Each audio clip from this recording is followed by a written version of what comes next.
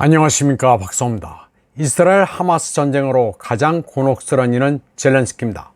순식간에 집단 사방의 관심권에서 사라지고 있습니다. 미국이 키예프와 예루살렘 가운데 하나를 선택해야 한다면 그것은 뻔하기 때문입니다. 오죽하면 젤렌스키가 푸틴 때문에 팔레스타인에서 폭력이 확대되고 있다고 비난할 정도였습니다. 러시아는 관망하면서 양측의 평화를 촉구하고 있는데 괜시리 시비를 건 것입니다. 조 바이든은 10월 10일 이스라엘에 확고한 지원을 하겠다고 약속했습니다. 네타냐후 총리도 분쟁이 꽤 장기화될 것이라고 밝힌 만큼 젤렌스키는 계속 잊혀질 것이 확실시되고 있습니다. 바이든은 이런 맥락에서 이스라엘 지원 방침을 확고히 하면서 아이언돔을 방어하기 위한 탄약 등을 포함한 군사 지원을 늘리겠다고 말했습니다. 그는 이스라엘의 도시와 시민을 보호하기 위해 중요한 자산이 고갈되지 않게 하겠다면서 자금을 지원할 수 있도록 즉각적인 조치를 취하겠다고 말했습니다.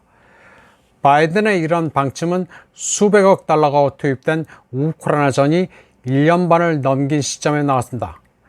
마침 우크라이나 지원에 대한 불만이 정점에 다다랐을 때 중동 사태가 터졌습니다. 그러니 우크라이나 지원은 이제 사실상 종결된 것이나 다름없습니다. 백악관의 NSC 조정관 존 커비는 10월 11일 우크라이나에 대한 자금 조달이 한계에 가까워지고 있다고 말했습니다. 그날 2억 달러의 지원을 발표하면서 가능한 한 계속 지원은 하려 노력하겠지만 무한정은 아니라고 말했습니다. 2억 달러도 결코 적은 돈은 아니지만 예전에 지원한 것에 비하면 푼돈에 불과합니다. 그런데 필요한 한 계속 우크라이나를 돕겠다는 종전의 화법에 비하면 엄청난 차이가 있습니다. 공화당 소속 케빈 매커시 하원 의장의 몰락으로 인한 미 하원의 난장판도 키예프로서는 골치 아픈 일입니다.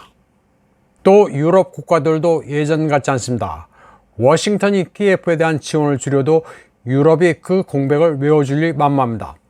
이는 조셉 보렐도 공개적으로 확인한 바입니다. 폴란드, 슬로바키아 등도 이제는 키예프에 등을 돌렸습니다. 우크라이나를 위한 자금 확보는 현재 시점에서 다 사기입니다. 자금도 충분치 않고 기껏 지원한다 하더라도 러시아를 물리치기는커녕 전황은 이제 완전 끝물입니다. 또 무기를 지원해도 그게 다 최전선에 가는 게 아니라 전 세계 암시장으로 흘러들어가 재판매됩니다. 우크라이나는 러시아의 특수 군사작전이 시작되기 불과 몇 달 전에 미국의 우선순위 1위에 올랐지만 이스라엘은 수십 년 동안 미국의 비공식적 1위 동맹국이었습니다. 젤렌스키가 녹색 난닝구 차림으로 돈 달라고 구걸하는 것과 이스라엘의 로비력은 비교가 되지 않습니다. 미 의회 조사국의 2023년 4월 보고서에 따르면 이스라엘은 2차 세계대전 이후 미국의 최대 원조 수혜국입니다. 1948년 건국 이후 미국은 1580억 달러의 원조를 보냈습니다. 우크라이나에 대해서는 1년 반 동안 760억 달러를 줬습니다. 1년 반 만에 수십 년 동안 이스라엘에 준 금액의 절반이나 되니 얼마나 광적으로 돈을 뿌렸는지 알 수 있습니다. 이스라엘이야 이해관계가 있으니 그렇다 치고 우크라이나가 도대체 뭐길래 그렇게 돈을 낭비했느냐는 게 대체적인 여론입니다. 게다가 키예프에 대한 원조와 예루살렘에 대한 원조는 질적으로 차이가 있습니다. 미국이 키예프에 준 760억 달러 가운데 군사 원조가 460억 달러고 나머지는 키예프 정권의 운영비로 탕진됐습니다. 반면 이스라엘에 대한 원조는 순수 군사 원조였습니다. 예루살렘은 워싱턴에서 받은 돈으로 지난 10년 동안 연평균 30억 달러어치의 미제 무기를 구입했습니다. 사실 이스라엘 지원이라기보다는 미국 군산 복합체를 지원한 것이었습니다.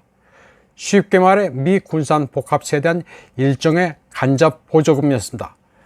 그러나 우크라이나 지원과는 달리 이스라엘 지원은 그리 손해보는 장사는 아닙니다.